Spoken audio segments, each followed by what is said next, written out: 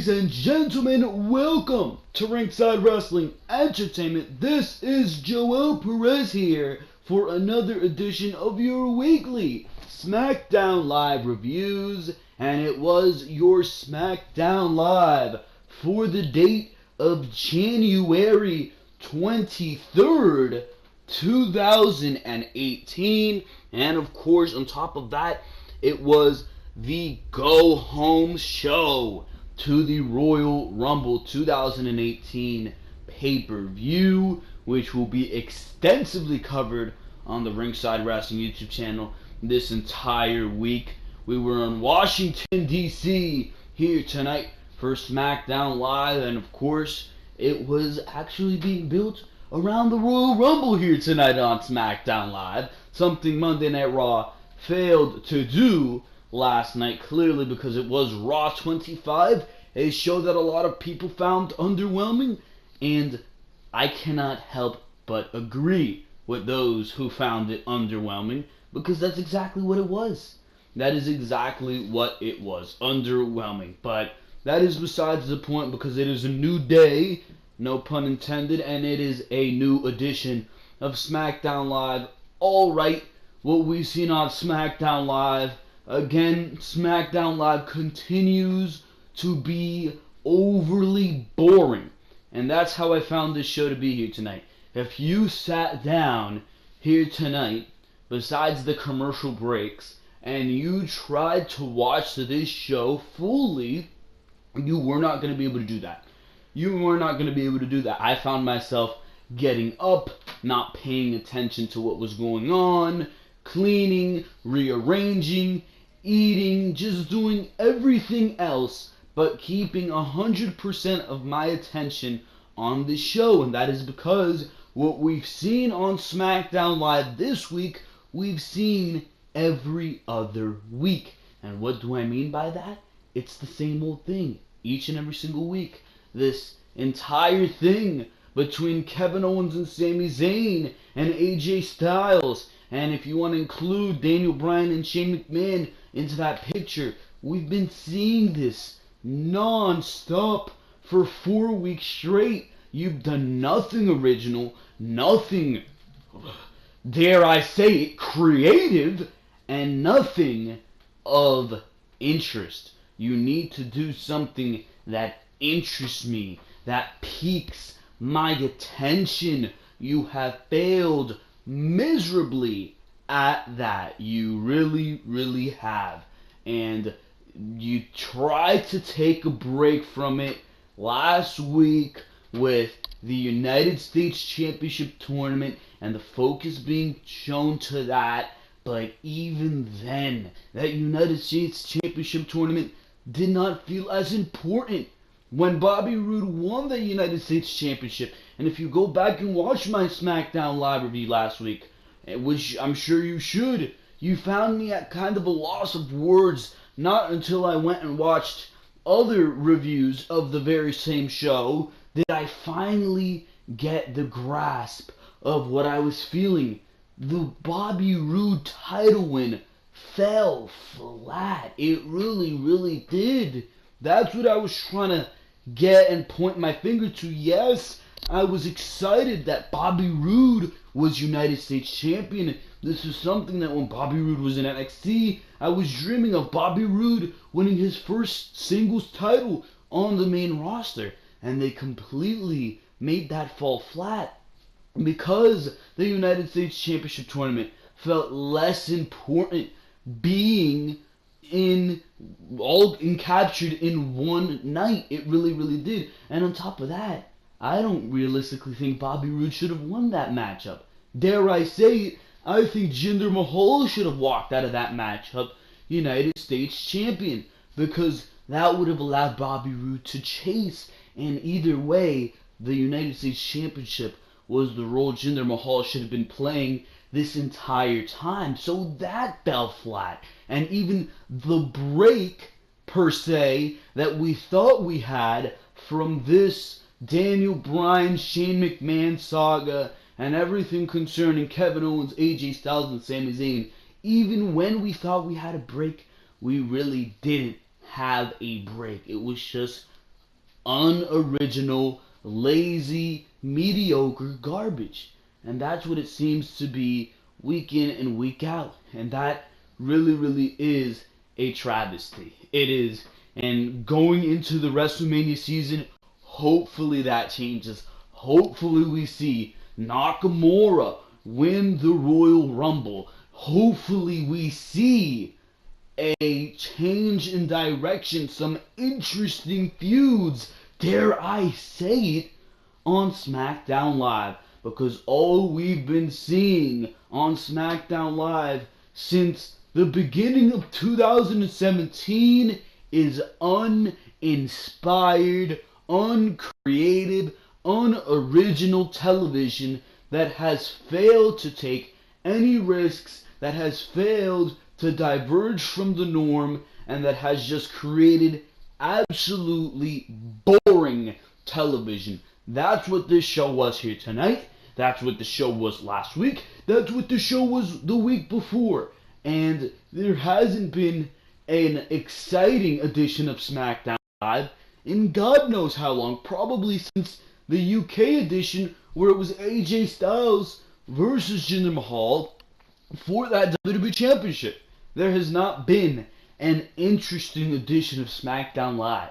And the fact that you can go 2 months, an entire 2 months, without giving me some type of television to sink my teeth into, that is ridiculous. It really is. And that is my thoughts on the current state of SmackDown Live.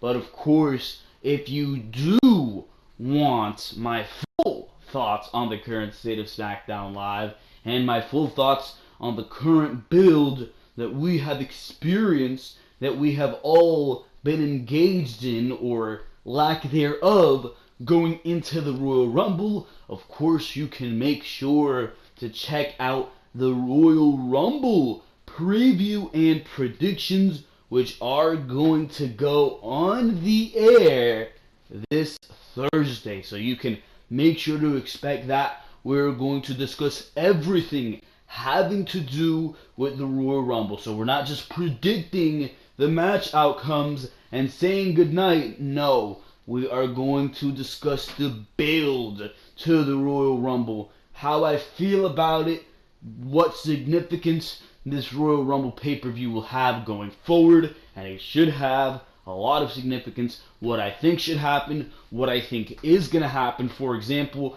I think Nakamura should win the Royal Rumble, but maybe I think Roman Reigns is going to win it. So that's what I'm talking about there. We're going to be talking all that Royal Rumble preview and predictions, and it doesn't end there with the preview and predictions, because we're also going to be doing preview and predictions to NXT TakeOver Philadelphia. So you can expect that right here on the Ringside Wrestling YouTube channel on Friday. Then Saturday, you have Behind the Mic in the morning to afternoon time. And of course, you have at the end of the night, after NXT TakeOver Philadelphia goes off the air, the review to that show. On top of that, you have NXT TakeOver Philadelphia, the Royal Rumble, going on Sunday, and we're going to be reviewing that. So it is a busy week for content right here on the Ringside Wrestling YouTube channel, and I'm sure all of you are smart. You know what that means. That means there's no better time to subscribe to the Ringside Wrestling YouTube channel. So make sure to do exactly that. Smash that subscribe button. Do the same to that like button. And of course, leave your comments, your thoughts on SmackDown Live here tonight in the comments section below. And don't just give me your thoughts on what you've seen on SmackDown Live. Give me your thoughts on what you think of me. What you think about the entirety of the Ringside Wrestling YouTube channel. Go crazy in that comment section, of course. But for now, ladies and gentlemen, we're going to go straight into the SmackDown Live review, which was, of course, live from Washington, D.C. here tonight. And the show was started off by the Yep Movement, both Kevin Owens and Sami Zayn, and AJ Styles actually interrupt. So a normal intro to SmackDown Live. Oh, I'm going to play that segment for you right here, right now. You know, Sami, the Yep movement is about so much more than a single syllable affirmation. No, it's about staring in the face of adversity, staring in the face of tyranny, and persevering no matter the odds. Yep. Because you know what we are. You know what Sami Zayn and Kevin Owens are. We are the absolute best competitors on SmackDown Live. And if we couldn't overcome the odds of a handicap match, AJ Styles has no shot at overcoming the 2-1 odds on Sunday to defend his title. At the Royal Rumble, we are going to beat you. We are going to take your championship. We are going to become the first ever co-WWE World Champions. And just to add a little insult to injury, after we take your title, we're going to hurt you. Did you just say So AJ Styles is out here. hurt me this Sunday? No. Yeah, you seem pretty confident, and you should be. You have the advantage, but here's the thing. You're not just facing anyone. You're facing someone who is phenomenal. You are phenomenal. But above all else, you are predictable. That's right. Didn't I tell you, Kevin, he was going to come out here and he was going to do his macho tough guy act? But I guess it makes sense that you'd come out here and speak with ignorance, because after all, ignorance is the official language of Washington, D.C. Taking shots at the crowd. Let us not forget, AJ, that it was ignorance that got you into this little pickle. After all, isn't it? God damn. Sami Zayn's hilarious as a heel. What?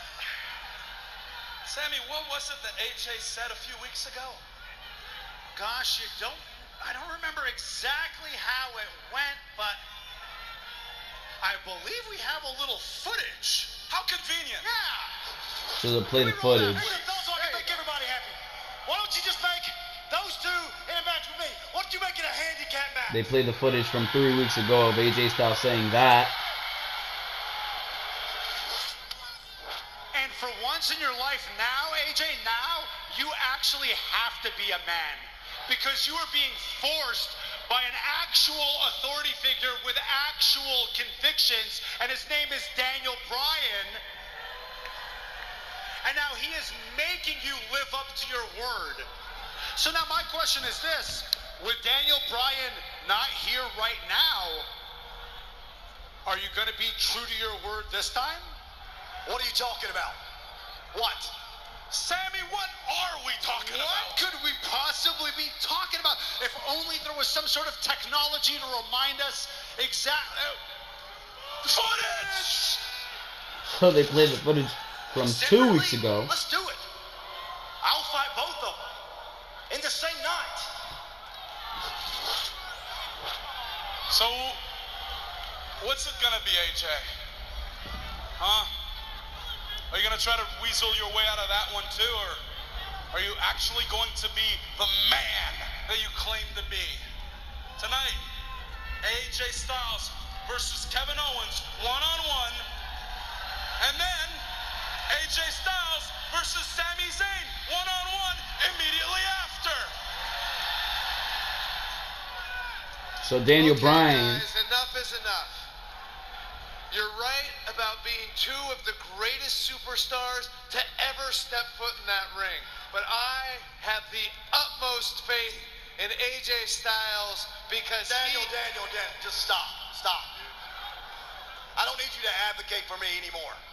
In fact, after all this went down, I don't know if you're in bed with these two dirtbags. So let me cut you off. Before you make it official, let me.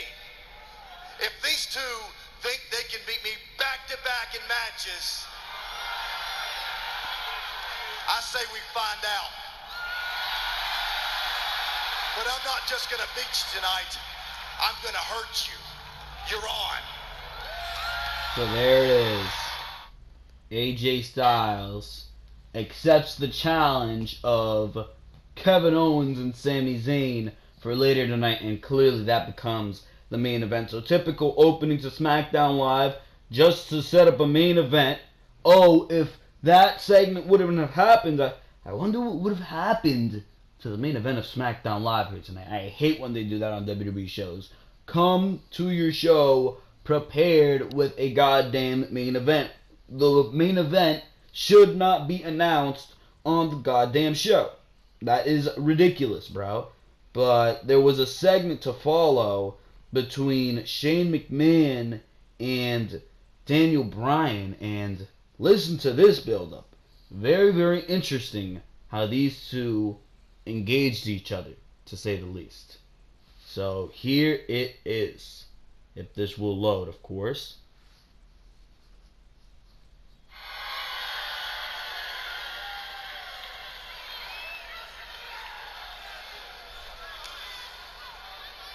Seriously? You put the WWE champion in back-to-back matches tonight, just days before he has to defend his championship. That's actually not what I was going to say. In my opinion, AJ doesn't have anything to prove. He's the WWE champion. Honestly, I wasn't going to sanction anything. You're telling me the truth. You're actually shooting straight with me. That's not what you were going to say. Shane, that is not what I was going to say. Okay. Wait a second. Before you go. Are you trying to say that you question whether AJ has the ability to defend himself tonight? No, Daniel. No. That's not whose ability I'm questioning. Ooh. So there you go with that one.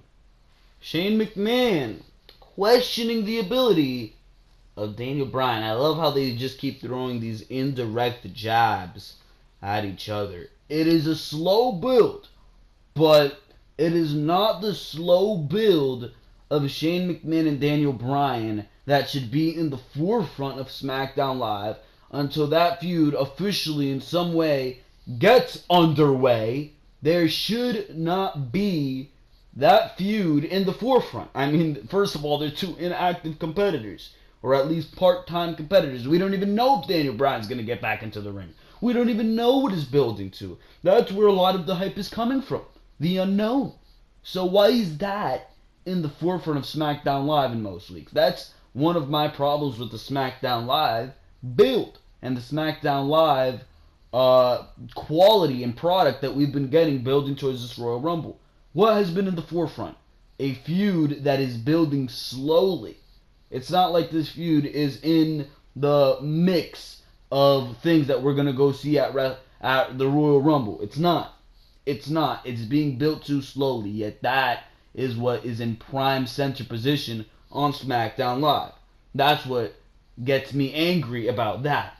But as far as building some tension there, they're doing a good job. They're doing a good job. We moved to Chad Gable versus Jey Uso, who had a pretty damn good matchup here on SmackDown Live. Of course, interrupted by commercials, but something that really needs to be noted is the great wrestling ability. And not wrestling, but like the Greco-Roman style of Chad Gable. It's unique. I like it. I like it a lot. And Chad Gable inside of that ring reminds me more of Kurt Angle. To be frank, he reminds me more of Kurt Angle than Jason Jordan reminds me of Kurt Angle. So I don't know why they casted Jason Jordan in the role of Kurt Angle's son when they had Chad Gable right there, ready for at the helm, who probably, if you ask me, looks more like he would be Kurt Angle's son, and on top of that, wrestles more like Kurt Angle, which to me would be the more important thing to go for. But of course WWE chose Jason Jordan because maybe he has a better look than a Chad Gable. So of course WWE had to go that route. But as far as the way Chad Gable performs in that ring, he's probably one of the best competitors on SmackDown Live. And SmackDown Live has a diverse roster of great wrestlers. who aren't being utilized, by the way. But Chad Gable, he's certainly at the top of that list. Fantastic in the ring, and he actually won this matchup with a big German suplex. So that was pretty much all. The match didn't go long, but when it was going on, they put on some good stuff in the middle of that ring. Renee Young was backstage with Shinsuke Nakamura to talk the Royal Rumble, and Baron Corbin, I don't know what it was, sounded so overly scripted. He sounded like he was trying to oversell the lines. Like, he was trying too hard to get the lines correctly. Sometimes they look like they're not trying at all, or they sound like they're not trying at all. Other times, they seem like they're trying too hard. Baron Corbin was trying too hard to put on a good promo. He says that Nakamura is all hype, but that's okay because the WWE Universe cares about him. Corbin doesn't care about the fans because they don't pay his bills. Corbin goes on and says they can keep their pathetic opinions to themselves. Corbin talks about how his resume will improve when he wins the Royal Rumble match on Sunday. Nakamura ends the segment by proposing that they will rumble with each other tonight. And then he does the most god-awful, goddamn pose to end the segment. Like if this is some type of anime. Are you kidding me? That was terrible. We continue on in the women's division with the same old garbage. It finally seems like on Raw and SmackDown Live, they finally remembered how to actually build towards a Royal Rumble. It took them till the last week to actually remember this, but the women finally started trying to eliminate each other from the ring. They actually started trying to throw each other over the top rope. I mean, Sarah Logan seemed to have forgot that, and she threw Naomi through the second rope, or whoever it was through the second rope, so she seems to have forgot that. But the women finally throwing each other over the top rope, showing that it's every woman for herself. Finally, it only took till the last week on both Raw and SmackDown, because last night on Raw you had Asuka doing that. So only Asuka on Raw, and SmackDown it took them until the last week. So there you go with that. Also, Ty Dillinger announced his Royal Rumble spot. So there you go with that one. Hopefully he's number 10 again. I really wouldn't see what's the point of having Ty Dillinger in the Rumble besides having that 10 pop, right? But besides that, the SmackDown Live has completely ruined Ty Dillinger, so how am I supposed to care? Anyways, it was Naomi versus Liv Morgan here tonight. What am I supposed to say about this match? Naomi kicks Liv from the apron and drops her. Naomi comes out of nowhere with a sunset flip, and she gets the win. So there you go with that one. Do I care? No. No, I don't care. After the match, Naomi stands tall. Ruby and Logan immediately attack her and beat her down. Becky Lynch makes the save. And by the way, during this matchup, SmackDown women just started randomly walking out. Becky Lynch, Natalya, Carmella, like, why? What is the point of that? There is a matchup going on. If anything, come out after the matchup. But no, they just start randomly walking to the ring. Like if they're pissed off at something. What are you so pissed off at, bro? My lord. Anyways, Logan tosses Naomi to the floor. Becky tosses Logan out. Ruby tosses Becky. Natalya and Ruby go at it. Lana goes to the floor. Carmella drops Liv. Carmella and Natalya team up to toss Liv over the top rope. Natalya turns and drops Carmella. She rolls to the floor. Becky and Naomi stand tall together in the middle of the ring after Natalya leaves on her own. Becky turns on Naomi and goes to toss her. Naomi comes back and the face-off hits until the music hits and out comes SmackDown Women's Champion Charlotte. Flair gives Becky props and says her move was fierce. Clearly, it's every woman for herself on Sunday, but that's why friendships and alliances don't matter when you're trying to win a shot at the Queen at WrestleMania 34. Flair wishes them all good luck, but especially to the winner. Flair does a woo!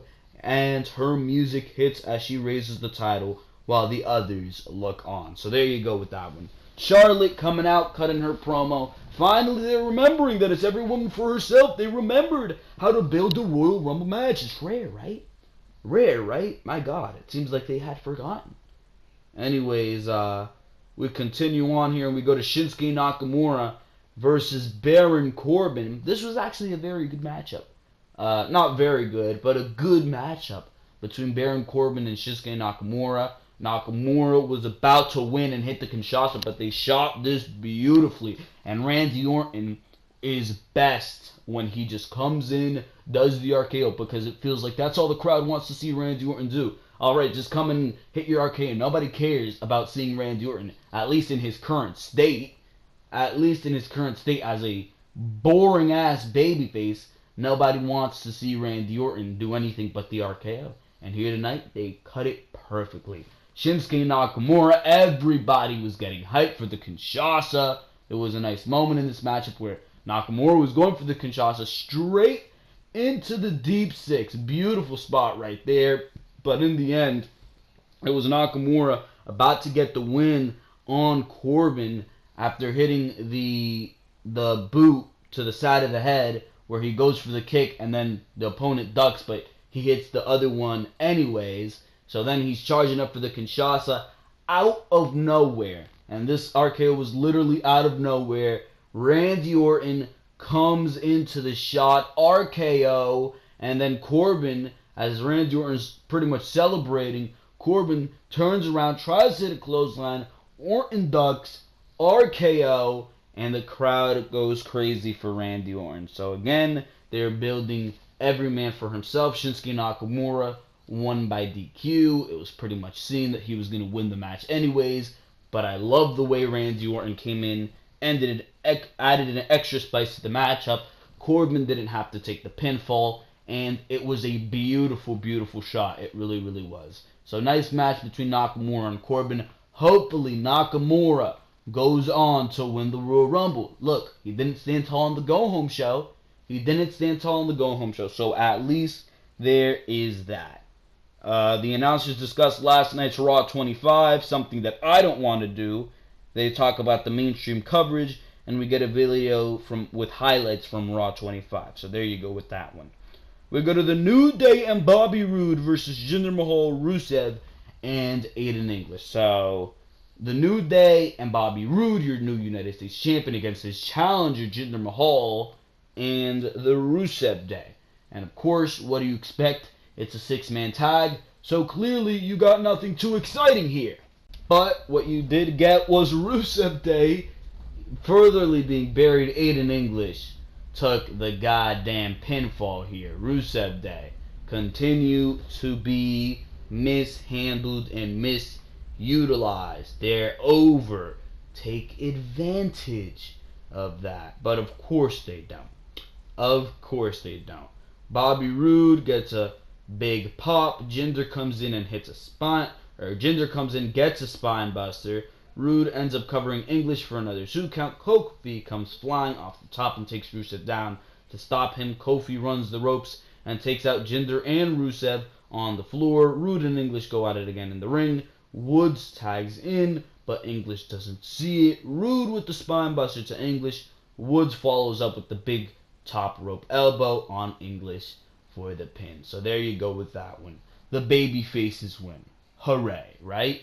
I'm not sure if it's going to be Bobby Roode versus Jinder Mahal at the Royal Rumble. I would suppose that it is, but then again, I'm not sure that anything has been announced. We'll have to wait and see at this point, but we do go on to the main event segment, and that was AJ Styles versus Kevin Owens, and it was actually AJ Styles and versus Sami Zayn as well. But we go to the ring, and out comes WWE Champion AJ Styles. Kevin Owens is out with Sami Zayn at his side.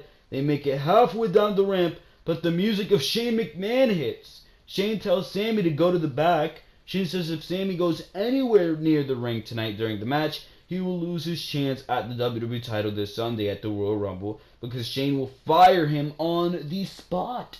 Shane says the same goes for Owens. If he gets involved with Sami's match, he will be fired on the spot. Shane tells him to bring the Yep movement wherever they want because he doesn't care. It'll be the last thing they do on SmackDown. Yep.